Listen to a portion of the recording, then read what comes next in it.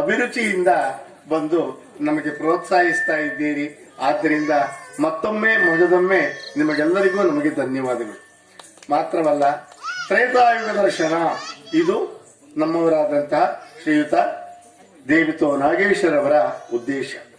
ಈ ಶ್ರೀರಾಮನ ಚರಿತ್ರೆ ಸಂಪೂರ್ಣವಾಗಿ ನಮ್ಮ ಊರ ಜನರಿಗೆ ತಿಳಿಯಪಡಿಸಬೇಕು ಯಕ್ಷಗಾನ ಮಾಧ್ಯಮದಲ್ಲಿ ಅಂತ. ಅದಕ್ಕೆ ನಮ್ಮವರೇ ಆದಂತ ಸೀತೂರು ಅನಂತ ಪದ್ಮನಾಭರಾಯರು ನಾವೆಲ್ಲ ಆತ್ಮೀಯತೆಯಿಂದ ಅಣ್ಣಾಜಿ ಅಂತ ಕರಿತೇವೆ. ಅವರ ಮೇಳ ಶ್ರೀ ಗುತ್ಯಮ್ಮ ಮೇಳ. ಈ ಮೇಳದ ಕಲಾವಿದರನ್ನು ಕೂಡಿಸಿಕೊಂಡು ಈ ಕಾರ್ಯಕ್ರಮವನ್ನು ನಡೆಸುವುದಕ್ಕೆ ಅಣ್ಣಾಜಿಯವರು ಒಪ್ಪಿಕೊಂಡಿದ್ದಾರೆ. ಅದನ್ನು ಮುಂದುವರಿಸುವುದಕ್ಕೆ ಪ್ರೋತ್ಸಾಹ ನೀಡಿದವರು ದೇವಿತೋ ನಾಗೇಶ್ವರವರು. ಅವರು ಮಾತ್ರ ಅಲ್ಲ, ನಮ್ಮಲ್ಲಿ ಒಂದು ಗಾದೆ ಮಾತುಂಟು, ಒಂದು ಮೆಣಸಿನಲ್ಲಿ ಒಂದು ಪದಾರ್ಥ ಆಗುದಿಲ್ಲ ಅಂತ. ಒಬ್ಬರಿಂದ ಏನು ಮಾಡ್ಲಿಕ್ಕೆ ಆಗಲ್ಲ. ಹಲವು ಜನರ ಸಹಕಾರ ಸಿಕ್ಕಿದಾಗ ಆ ಕಾರ್ಯಕ್ರಮ ಯಶಸ್ಸನ್ನು ಕಾಣುವುದಕ್ಕೆ ಸಾಧ್ಯವಾಗ್ತದೆ. ಉಗ್ರಬಂದಿಗಳಾದ ನೀವೆಲ್ಲ ಮನಪೂರ್ವಕವಾಗಿ ಸಹಕರಿಸ್ತಾ ಇದ್ದೀರಿ. ಈ ಕಾರ್ಯಕ್ರಮ ಇಂದು 3ನೇ ದಿವಸ, ಇನ್ನು 4ನೇ ದಿವಸ, ಇನ್ನೂ 3 ದಿವಸ ಇದೆ. ನಾವು ಶ್ರೀರಾಮ ನಿರ್ಯಾಣ ಮಾಡುವ ಪ್ರಯತ್ನ ಇಲ್ಲ. ಅಂದ್ರೆ ಶ್ರೀರಾಮನನ್ನು ಸ್ವರ್ಗಕ್ಕೆ ಕಳಿಸುವ ಆಲೋಚನೆಯಲ್ಲಿಲ್ಲ. ಶ್ರೀರಾಮ ಕಾಡಿಗೆ ಹೋದವನು ಪುನಃ ಅಯೋಧ್ಯೆಗೆ ಬಂದು ನಿಜ ಪಟ್ಟಾಭಿಷೇಕ, ಸೀತಾರಾಮ ಲಕ್ಷ್ಮಣರು ಅಯೋಧ್ಯೆಗೆ ಬಂದಾಗ ಭರತನ ನೇತೃತ್ವದಲ್ಲಿ ಅವನಿಗೆ ಪಟ್ಟಾಭಿಷೇಕವನ್ನು ಮಾಡಿ ಈ ಕಾರ್ಯಕ್ರಮವನ್ನು ಮುಗಿಸುವ ಅಂತ ಆಲೋಚನೆ ಇಟ್ಕೊಂಡಿದ್ದೇವೆ. ಯಾಕೆಂದ್ರೆ ರಾಮನನ್ನು ಸ್ವರ್ಗಕ್ಕೆ ಕಳಿಸಿದ್ರೆ ನಾವು ಅನಾಥರಾಗ್ತೇವೆ. ರಾಮ ಯಾವಾಗ್ಲೂ ನಮ್ಮೊಟ್ಟಿಗೆ ಇರಬೇಕು. ಆದ್ರಿಂದ ಇನ್ನು 3 ದಿವಸ ನೀವು ಪ್ರೋತ್ಸಾಹಿಸಬೇಕು. ನೀವು ಬಂದವರು ಕಡಿಮೆ ಅಂತ ನಾ ಹೇಳಲ್ಲ. ನಿನ್ನೆಯಿಂದ ಇವತ್ತು ಜನ ಹೆಚ್ಚಿದ್ದೀರಿ. ನೀವು ನಿಮ್ಮ ಹಿತೈಷಿಗಳಿಗೆ, ಬಂಧುಗಳಿಗೆ, ನಮ್ಮ ದೇವಿತೋ ನಾಗೇಶ್ವರ ಅವರಿಗೆ ಸ್ವಾರ್ಥವೇ ಇಲ್ಲ. ನಮ್ಗೆ ದೇವತಾ ಕಾರ್ಯ ಇದೋ, ಇಷ್ಟ ಇದ್ದವ್ರು ಬರ್ಲಿ, ಇಲ್ಲದೆ ಇದ್ದವ್ರು ಬಿಡ್ಲಿ ಅಂತ ಹೇಳ್ತಾರೆ. ಹಾಗಾಗುವುದಿಲ್ಲ. ವ್ಯಾವಹಾರಿಕ ಪ್ರಪಂಚ ಬೇರೆ, ಅವರದ್ದು ಆಧ್ಯಾತ್ಮಿಕ ಪ್ರಪಂಚ. ಅವರ ಎತ್ತರಕ್ಕೆ ಇರಲಿಕ್ಕೆ ನಮಗೆಲ್ಲ ಆಗೋದಿಲ್ಲ. ಆದ್ರಿಂದ ನಿಮ್ಮ ಇಷ್ಟ ಮಿತ್ರರಿಗೆ ವಿಷಯವನ್ನು ತಿಳಿಸಿ ಅವರನ್ನೆಲ್ಲ ಕರ್ಕೊಂಡು ಬಂದು ಇನ್ನು 3 ದಿವಸ ಈ ಕಾರ್ಯಕ್ರಮವನ್ನು ಯಶಸ್ಸಾಗುವಂತೆ ಪ್ರೋತ್ಸಾಹಿಸಬೇಕು ಅಂತ ಕೇಳ್ಕೊಳ್ತಾ ಇದ್ದೇನೆ. ಪ್ರೇಕ್ಷಕರಿಲ್ಲದೆ ಇದ್ರೆ ಕಲಾವಿದರಿಗೆ ಉತ್ಸಾಹ ಬರೋದಿಲ್ಲ. ಆದ್ರಿಂದ ಈ ಕಥಾನಕದ ನಡುವೆ ನಿಮ್ಗೆ ರಸಾಭಾಸ ಆಯ್ತೋ ಏನೋ, ಕೆಲವು ಸಲ ಹಾಗಾಗ್ತದೆ. ಕಬ್ಬಿನ ರಸ ಕುಡಿಯುವಾಗ ಬಾಯಿಗೆ ಕಸ ಸಿಕ್ಕಿರ್ತದೆ. ಹಾಗಾಗದೆ ಹಾಗೆ ಎಣಿಸಬಾರದು. ಇದು ನಾವು ಒಂದು ಸಂಸ್ಥೆಯ ಪ್ರಾತಿನಿಧ್ಯವನ್ನು ಹೇಳಲೇಬೇಕಾದ ವಿಷಯ. ಆದ್ರಿಂದ ನಿಮಗೆ ರಸಭಂಗ ಮಾಡಿದ್ದೇನೆ, ಕ್ಷಮಿಸಿ. ನಾನು ಕಿರೀಟದ ಬಗ್ಗೆ ಏನಾದ್ರು ಹೇಳ್ಬೋದ? ಸರಿ, ಇಲ್ಲಿ ಸೇರ್ಕೊಂಡು ಬೇಡ, ನಾನು ನಿಲ್ತೇನೆ. ಆತ್ಮೀಯರೇ, ಈ ಮಧ್ಯೆ ಈ ತರದ ಮನವಿಯ ಕಾರ್ಯಕ್ರಮ ಇದು. ಅದು ಕಲಾ ಕಾರ್ಯಕ್ರಮ ಆನಂದಕ್ಕೆ ಈ ತರ ಸೌಜನ್ಯತೆ ಬೇಕು. ನಾನು ಈ ಪೇಟ ಹಾಕೊಂಡಿದ್ದಕ್ಕೆ ಕಾರಣ ಅಂದ್ರೆ ಇವ್ರು ಎಷ್ಟೆಷ್ಟು ವೇಷಭೂಷಣ ಇದೆಯಲ್ಲ, ಆ ರಾಮನ ಸಾನ್ನಿಧ್ಯದಲ್ಲಿ ನಂದೊಂದು ಇದು ಇಲ್ಲಿದ್ದಲ್ಲ. ಸರಿಯೂ ನದಿಯಲ್ಲಿ ಇವತ್ತಿಗೆ 34 ದಿನಗಳ ಹಿಂದೆ ನಾನು ಅಯೋಧ್ಯದಲ್ಲಿದ್ದೆ. ಸರಿಯೂ ನದಿಯಲ್ಲಿ ಮಹಾ ಸ್ನಾನ ನಡೀತಿತ್ತು, ಲಕ್ಷಾಂತರ ಜನ. ನಾನು ಹೋದಾಗ ಇಂಥದ್ದು ಕೆಲವೆಲ್ಲ ತೇಲಾಡ್ತಿದ್ದು, ಅದರಲ್ಲಿ ಒಂದು ಹೆಕ್ಕೊಂಡು ಬಂದೆ, ಒಣಸ್ಕೊಂಡೆ. ಅರೆ ಇಂಥದ್ದು ಬಹಳ ಹಗುರ ಇದೆ. ಈ ತರದ್ದು ಕಪ್ಪುದುಂದು ಪೇಟ ನಮ್ಮ ತೀರ್ಥಹಳ್ಳಿಯಲ್ಲಿ ಅನೇಕ ಹಿಂದೆ ಇತ್ತು ಒಂದು ಸಾಂಕೇತಿಕತೆ, ಈ ಸಿಕ್ಕರಿಗಿದ್ದಂಗೆ. ನಾವು ಮಲೆನಾಡಲ್ಲಿ ಕಳ್ಕೊಂಡಿದ್ದೀವಿ ಗೊಬ್ಬೆ ಕಟ್ಟುವ ಪರಂಪರೆ. ಆಮೇಲೆ ಒಂದು ಟೋಪಿ ಇರ್ತಿತ್ತು ಗೇರೌಂಡು, ಹೆಗಲಿನ ವಸ್ತ್ರ ಮಲೆನಾಡಿನ ಪರಂಪರೆ ಕಳ್ಕೊಂಡಿದ್ದೀವಿ. ಕಡುಬು ಮಾತ್ರ ಇದೆ. ಇತ್ತೀಚೆಗೆ ನೆಂಟರು ಊಟ ಹೆಚ್ಚಿಗೆ ಆಗಿದೆ. ಇಲ್ದಿದ್ರೆ ಸರ್, ಇಲ್ಲಿ ಏನಾದ್ರು ಊಟ ಇಟ್ಟಿದ್ರೆ ಇದ್ರ 2 ಸರ್. ಅನ್ನಕ್ಕಾಗಿ ಯಾಕೆ ಹೋರಾಟ ಮಾಡಬೇಕು, ಜ್ಞಾನಕ್ಕಾಗಿ ಯಾಕೆ ನಾವು ಹಂಬಲಿಸಬಾರ್ದು ಅಂತ. ಜ್ಞಾನದ ಹಸಿವು ಬಹಳ ಮುಖ್ಯ.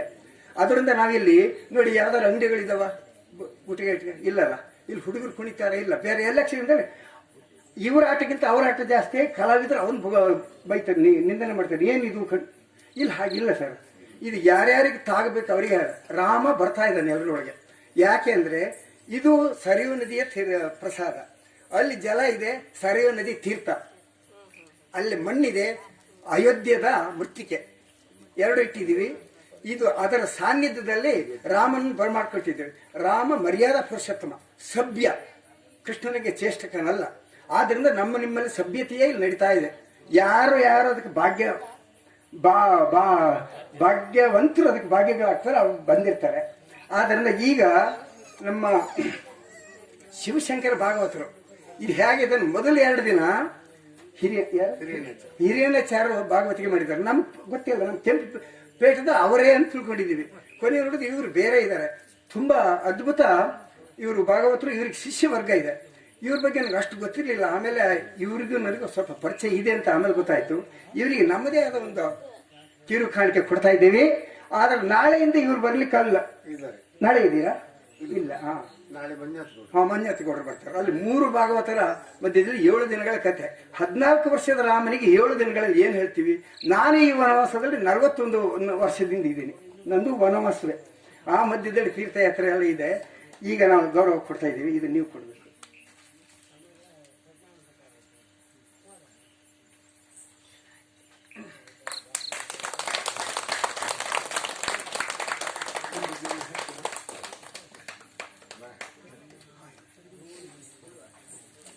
ಒಂದು ನಿಮಿಷ. ಶ್ರೀಯುತ ಈಗ ಶಿವಮೊಗ್ಗದಿಂದ ವಿಶೇಷ ಒಬ್ಬರು ಅತಿಥಿ ಬಂದಿದ್ದಾರೆ, ನಮ್ಮ ನಾಗೇಶ್ ಭಟ್ ಈಶ್ವರವನದವ್ರು. ಬನ್ನಿ, ನೀವು ನಿಮ್ಮ ಮೊಬೈಲಲ್ಲಿ ಈಶ್ವರವನ ಅಂತೇಳಿ ಏನಾರು ಸ್ಪರ್ಶ ಮಾಡಿದ್ರೆ ನಿಮಗೆ ವಿಷಯ ಹೇಳ್ತಾರೆ. ಬನ್ನಿ ಸರ್.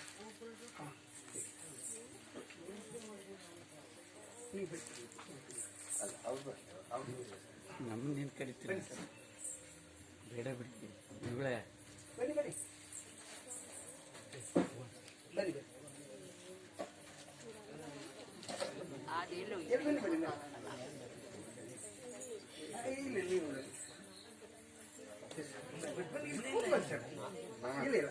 ನಾವು ನಾಗೇಶ್, ನೀವು ನಾಗೇಶ್, ಬನ್ನಿ ಸರ್. ನಾಗೇಶ್ ಭಟ್ರ ಬಗ್ಗೆ ನೀವೇ ತಿಳಿಲೇಬೇಕು. ಶಿವಮೊಗ್ಗ ಇವು ಅನೇಕರು ಜಾಗ ಸಿಕ್ಕರೆ ತೋಟ ಮಾಡ್ತಾರೆ ಅಥವಾ ಕಾಡು ಕಡಿಮೆ ತೋಟ ಮಾಡ್ತಾರೆ. ಇವರು ತೋಟ ಮಾಡೋ ಜಾಗದಲ್ಲಿ ಕಾಡು ಬೆಳೆಸಿದ್ದಾರೆ. ಸುಮಾರು 120 ಜಾತಿಯ ವೃಕ್ಷಗಳ ಸಂಖ್ಯೆ 1,000ಕ್ಕಿಂತ ಹೆಚ್ಚು ಗಿಡಗಳನ್ನ ನೀವು ಅಡಕೆ ಗಿಡ ತರ ನೆಟ್ಟಿದ್ದಾರೆ. 120 ಜಾತಿಯ ವೃಕ್ಷಗಳನ್ನ ಅದಕ್ಕೆ ಹನಿ ನೀರಾವರಿ ಮಾಡಿದ್ದಾರೆ. ಸವಳಂಗ ರೋಡಲ್ಲಿ ಅದು 1 ಕೋಟಿ ರೂಪಾಯಿ ಬೆಲೆ ಬಾಳುವ ಸೈಟ್ ಅಂತ 2 ಮಾಡ್ಕೊಂಡಿದ್ದಾರೆ. ಇವ್ರದ್ದು ಉದ್ಯೋಗ ನವೀಶ್ರೀಯ ಅನ್ನಪೂರ್ಣ ಒಂದು ಕಲ್ಯಾಣ ಮಂಟಪ ಇದೆ. ಒಂದೇ ಬಿಲ್ಡಿಂಗ್ ನಲ್ಲಿ 3 ಇದಾವೆ. ಕೊರೋನಾ ಕಾಲದಲ್ಲಿ ಕೂಡ ಇವ್ರದ್ದು ಬಿಜಿ ಇತ್ತು. ದೊಡ್ಡ ದೊಡ್ಡ ಕಲ್ಯಾಣ ಮಂದಿರ ಮುಚ್ಚಿರ್ತಾರೆ. ಇದು ಮಧ್ಯಮ ವರ್ಗದವರಿಗೆ. ಕಲ್ಯಾಣ ಮಂದಿರ ಬಾಡಿಗೆ ಇಲ್ಲ. ಎಷ್ಟು ಜನಕ್ಕೆ ಊಟ ಅಂತ ಹೇಳಿ ಕೊಡ್ತಾರೆ. ಮದುವೆ ಆಗುತ್ತೆ, ನಿಶ್ಚಿತಾರ್ಥ ಆಗುತ್ತೆ, ನಾಮಕರಣ ಆಗುತ್ತೆ. ನನಗೆ ಇತ್ತೀಚೆಗೆ ಪರಿಚಯ ಆದರು. ಮರಗಳಿಗೆ ಹನಿ ನೀರಾವರಿ ಮಾಡ್ತಾರೆ. ಪ್ರತಿ ಶಿವರಾತ್ರಿಯಲ್ಲಿ ಬೆಳಗ್ಗೆ 8ರಿಂದ ಮಧ್ಯರಾತ್ರಿವರೆಗೆ ಜನರಿಗೆ ವೃಕ್ಷಗಳ ಮುಖಾಂತರ ಕಳಿಸಿ ಅಲ್ಲಿ ಶಿವಲಿಂಗಕ್ಕೆ ನಿಮ್ಮ ಕಡೆಯಿಂದೆಲ್ಲ ನೀರು ಅರ್ಪಣೆ ಮಾಡಿಸ್ತಾರೆ, ಜಲ. ಆಮೇಲೆ ನಿರಂತರ ಪ್ರಸಾದ, ಆಮೇಲೆ ಭಜನೆ ಮತ್ತು ಇತರ ಸನ್ಮಾನ. ಈ ತರ ತನ್ನ ದುಡಿಮೆಯನ್ನ ಕಾಡು ಬೆಳೆಸಲಿಕ್ಕೆ ಸರ್, ಒಂದು ವೃಕ್ಷ 50 ವರ್ಷದ ಒಂದು ವೃಕ್ಷದ ಬೆಲೆ TM ದಾಸ್ ಅಂತ ವಿಜ್ಞಾನಿ ಹೇಳ್ತಾರೆ 15,70,000 ರೂಪಾಯಿ. ಅದು ಆಮ್ಲಜನಕ ಕೊಡೋದು, ಅಂತರ್ಜಲ, ಗಿಡಗಳಿಗೆ, ಪಕ್ಷಿಗಳಿಗೆ ಆಶ್ರಯ ಅಂತ. ಒಂದು ವೃಕ್ಷದ ಬೆಲೆ 15 ಲಕ್ಷಕ್ಕಿಂತ ಹೆಚ್ಚಿಗೆ. ಅಂಥದ್ದು 120 ಲಕ್ಷ ಗಿಡಗಳನ್ನು ಬೆಳೆಸ್ತಾ ಇದ್ದಾರೆ. ಎಲ್ಲ 4 ವರ್ಷದ 5 ವರ್ಷ ಆಗಿದೆ. ಈಗ ಅದೇ ಒಂದೊಂದು 2 ಎಕರೆಯಲ್ಲಿ ಮಾಡಿದ್ದಾರೆ. 1 ಎಕರೆಯ ಈಗ ಆ ಜಾಗದ ಬೆಲೆ ಎಷ್ಟಾಗುತ್ತೆ? 2 ಕೋಟಿ ರೂಪಾಯಿ ಆಗುತ್ತಂತೆ. 2 ಎಕರೆ ಮಾಡಿದ್ದಾರೆ. ಆದ್ರೆ ಇವ್ರು ಏನ್ ಮಾಡಿದ್ದಾರೆ? ವಿಲ್ ಬರೆದಿದ್ದಾರೆ, ಯಾರು ಮರ ಗಿಡಗಳನ್ನು ಕಡಿಯಂಗಿಲ್ಲ, ಜಾಗ ಮಾರಾಟ ಮಾಡಂಗಿಲ್ಲ. ಇವ್ರಿಗೆ ಮಗ ಒಬ್ಬ ಇದ್ದಾರೆ ಡಾಕ್ಟರು, ಮಗಳೊಬ್ಬಳಿದ್ದಾರೆ ಸಂಸ್ಕೃತ ಕಲಿಕೆ ಕೇರಳದಿದ್ದಾಳೆ. ಇವ್ರ ಮನೆಗೆ ಹೋದರೆ ಎಷ್ಟೊತ್ತಿಗೆ ಹೋದ್ರೂ ಊಟ 1000 ಜನಕ್ಕೆ ಅಡಿಗೆ ಆಗ್ತಾನೆ ಇರ್ತದೆ. ನಾನು ಆಹಾರದ ಸಮುದ್ರಕ್ಕೆ ಹೋದಂಗಾಗಿ ಗಾಬರಿ ಆಗಿದ್ದೀನಿ. ಅವ್ರು ಬಹಳ ಗೌರವ ಕೊಡ್ತಾರೆ. ನಾನು ಮಧ್ಯರಾತ್ರಿ ಕೂಡ ಹೋಗ್ತೀನಿ. ಅನೇಕ ಸತಿ ಶಿವಮೊಗ್ಗದಲ್ಲಿ ಆತಂತ್ರಳಿದ್ರೆ ಇವರಲ್ಲಿ ಬೇಕಾದಷ್ಟು ಜಾಗ ಇದೆ. 3 ಕಲ್ಯಾಣ ಮಂದಿರ ಎಲ್ಲಿ ಮಲಗ್ತೀರಿ? ನಿತ್ಯ 1000 ಜನ ಊಟದಲ್ಲಿ ವೆರೈಟಿ, ಒಂದೊಂದು ಮದುವೆದು ಬೇರೆ ಬೇರೆ ಇರ್ತದೆ. ಅದು ಹೇಳಿದ್ರೆ ಅತಿಶಯ ಆಗ್ಬೋದು. ನೀವು ಯಾರಾದರೂ ಇದ್ರು ಈಶ್ವರವನ ಅನ್ನೋದು ಶಿವಮೊಗ್ಗದಲ್ಲೇ ಹೋಗಿ ದಯಮಾಡಿ ನೋಡಿ. ಅವ್ರ ಬಾಯಿಂದಲೂ 2 ಮಾತು ಕೇಳಿ. ಅವರಿಗೆ ನಾವು ಅತಿಥಿಯಾಗಿ ಕರೆದಿದ್ದೀವಿ. ಅವರಿಗೆ ನಮ್ಮದೇ ಆದ ಒಂದು ಕೊಡುಗೆ ಕೊಡ್ತೀವಿ. ಅವ್ರು ತಗೊಳ್ಳೋರಲ್ಲ, ಆದ್ರೂ ನಾವು ಕೊಡ್ತಾ ಇದೀವಲ್ಲ, ಅವ್ರು ತಗೊಳ್ಬೇಕು. ಇದು ಜಗಳ.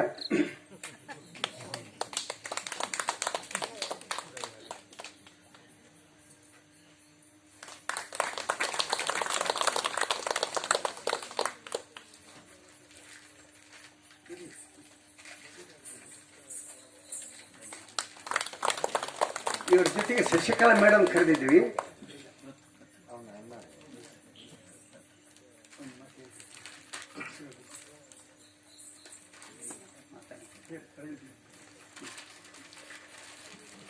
ನಮೋ ವೃಕ್ಷೇಭ್ಯೋ ಹರಿಕೇಶೇಭ್ಯಃ ಪಶೂನ ಪತಯೇ ನಮಃ.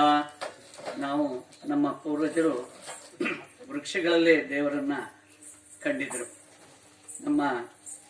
ನಮ್ಮ ಪುರಾಣಗಳಲ್ಲಿ ವೇದಗಳಲ್ಲಿ ಕೂಡ ಗಿಡಗಳನ್ನು ನೆಟ್ಟಿದ್ರೆ ಪುಣ್ಯ ಪ್ರಾಪ್ತಿ ಮೋಕ್ಷ ಪ್ರಾಪ್ತಿ ಆಗುತ್ತೆ ಅಂತ ಹೇಳ್ತಾರೆ. ಅಶ್ವತ್ಥಮೇಕಂ ಪಿಚುಮಂದಮೇಕಂ ನೆಗ್ರೋಧಮೇಕಂ ದಶತಿಂತ್ರಿಣೇಚ ಕಪಿತ್ತ ಬಿಲ್ವಾಮಲಕತ್ರೇಂಚ ನವಾಮ್ರರೋಪಿ ನರಕಂ ನಯಾತಿ ಅಂತ. ಹಾಗಾಗಿ ಎಲ್ಲರೂ ಗಿಡ ಮರಗಳನ್ನು ಹೆಚ್ಚೆಚ್ಚು ಬೆಳೆಸಿ, ಪ್ಲಾಸ್ಟಿಕ್ ಅನ್ನು ಸಾಧ್ಯವಾದಷ್ಟು ಕಡಿಮೆ ಬೆಳೆಸಿ, ಜಲಮೂಲಗಳನ್ನು ಸಂರಕ್ಷಣೆ ಮಾಡಿ. ಇದು ನಮಗೂ ನಮ್ಮ ಮುಂದಿನ ಪೀಳಿಗೆಗೂ ತುಂಬ ಒಳಿತಾಗತ್ತೆ ಎನ್ನುವುದು ನನ್ನ ಭಾವನೆ. ಧನ್ಯವಾದ.